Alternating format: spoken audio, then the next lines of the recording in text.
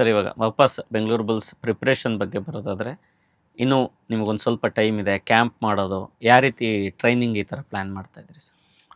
ಅದೇ ಈ month 15th ನಾವು ಹ್ಮ್.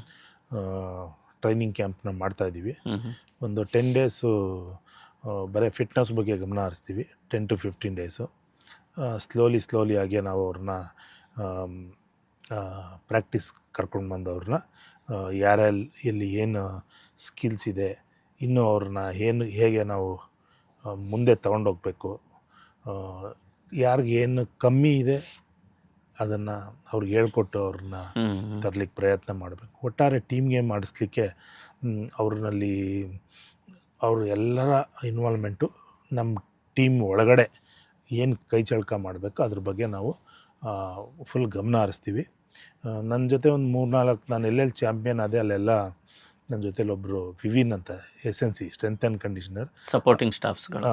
ಅವರು ಬೆಂಗಳೂರವರೇ. ಹ್ಞೂ ಅವರು ಮಲಯಾಳಿ, ಕೇರಳದವರು, ಬಟ್ ಅವರು ಒಳ್ಳೆಯ ಟ್ರೈನರು. ನನ್ನ ಜೊತೆ ಚೆನ್ನಾಗಿ ಅಡ್ಜಸ್ಟ್ ಆಗಿದ್ದಾರೆ.